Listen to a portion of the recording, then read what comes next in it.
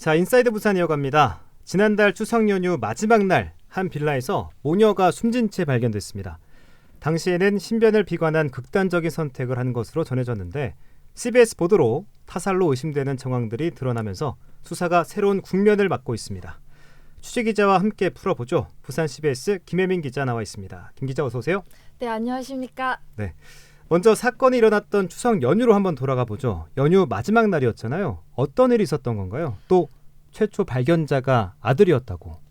네, 맞습니다. 추석 연휴 마지막 날인 지난 12일 낮 12시 50분쯤 부산 진구의 한 빌라에서 40대 여성 A씨와 10대 딸 B씨가 숨진 채 발견됐습니다. 당시 아들이 처음으로 발견을 했는데 다른 방에서 잠을 자다가 깬 아들 C군이 처음으로 발견해 이웃의 도움을 요청했고 네. 이웃이 경찰에 신고를 했습니다. 자, 사건이 일어나면 일단은 모든 가능성을 열어두고 수사를 해야 되는데 경찰은 왜 극단적인 선택에 무게를 뒀습니까?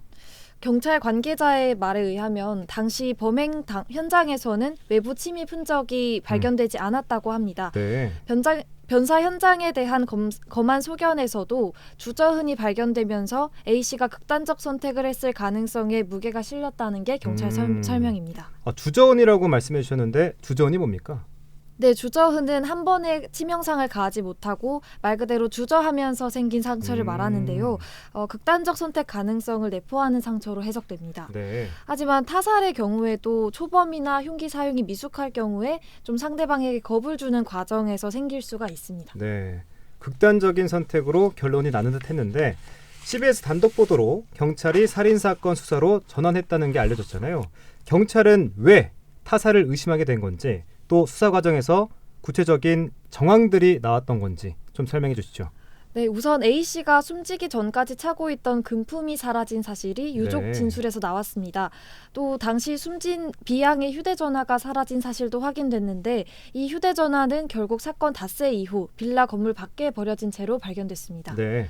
여기에 숨진 모녀와 생존한 아들에게서도 약물 의심 성분이 검출됐는데 아직 어떤 성분인지는 구체적으로 확인되지 않았습니다.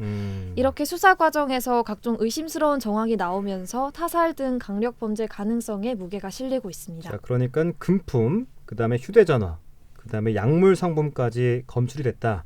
이런 것들이 좀 밝혀진 것 같고 그럼 결국 처음부터 극단적 선택보다는 타살 가능성이 높았다. 이렇게 좀 봐도 될 것 같은데 경찰은 이 가능성을 처음부터 배제한 겁니까?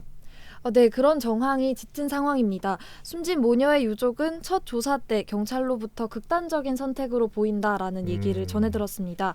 특히 숨진 A씨의 몸에서 주저흔이 발견된 점 그리고 외부인 침입 흔적이 없었다는 점을 들어서 네. 그렇게 설명을 들었다고 합니다. 또 사건 사흘째인 14일 유족이 사라진 귀금속에 대해서 언급하기 전까지 경찰은 금품이 사라진 사실조차 몰랐던 것으로 파악됐습니다. 게다가 생존한 아들 C군은 자신의 어머니가 이불을 덮은 채 숨진 상태였다고 경찰에 진술을 했다고 하는데요. 네. 상식적으로 흉기를 이용해 스스로 목숨을 끊은 사람이 이불을 덮고 있었다는 건 좀 그렇죠. 앞뒤가 맞지 않는 네. 만큼 극단적 선택 가능성을 배제할 수도 있는 진술이라고 풀이됩니다. 자, 그렇다면 경찰이 초동 수사가 부실했다는 지적은 좀 피하기 어려울 것 같은데 이 과정에서 경찰의 설명도 좀 오락가락했다. 맞습니까? 네, 결국 이런 상황을 좀 종합해보면 경찰이 타살 정황을 제대로 포착하지 못했다가 유족 진술 이후에 뒤늦게 수사 방향을 바꾼 게 아니냐는 의혹이 짙어지고 있습니다. 이에 대해 경찰은 곧바로 수사 상황을 설명하면서 해명에 나섰습니다. 하지만 사라진 금품을 인지한 시점이나 발견 당시 모습에 대해 유족 측과 좀 주장이 엇갈리고 있습니다. 그렇군요. 예, 경찰은 금품이 사라진 사실을 사건 다음 날 바로 인지했다라고 밝혀왔지만 유족 측은 사건 사흘째인 14일 경찰에 관련 진술을 했다라고 주장하고 있습니다. 또 숨진 A씨의 발견 초기 모습에 대해서도 경찰은 이불을 덮고 있지 않았고 관련 진술도 확보한 바 없다고 없다. 했습니다. 네. 네, 결국 CBS가 취재를 이어가자 경찰은 금품이 사라진 걸 알게 된 시점이 14일이 맞다. 그리고 A씨가 이불을 덮고 있었다는 유족 진술도 있었다고 시인했습니다. 자, 그렇다면 경찰의 입장은 뭡니까? 경찰은 사건 초기부터 극단적 선택과 타살 이런 모든 가능성을 열어두고 수사를 하고 있다라고 설명을 해왔는데요. 네. 부검을 한 이유도 타살 가능성이 있기 때문이라는 겁니다. 또 기존에 밝힌 수사 내용과 유족 측 주장이 달랐던 건 상황을 설명하는 과정에서 착오가 있었을 뿐 거짓 해명을 한 건 아니라고 반박했습니다. 네. 자, 진실을 밝히고 만약 타살로 확인이 된다면 범인을 잡는 게 급선무인 것 같은데 경찰 용의자는 좀 지목된 사람이 있을까요? 경찰은 수사 범위를 좁히면서 용의자를 특정하는 작업을 계속하고 있습니다. 네. 먼저 국가수에 의뢰한 감식 결과를 기다리는 한편 외부 침입 흔적이 정말 없었는지도 다시 들여다보고 있습니다. 만약 강제로 침입한 흔적이 없다면 면시범의 소행에도 가능성을 두고 수사한다는 계획입니다. 네, 계속 수사가 난항을 겪다 보니까 유족들의 상처가 클 것 같은데 일단은 수사력을 집중해서 빨리 범인을 검거해야겠죠.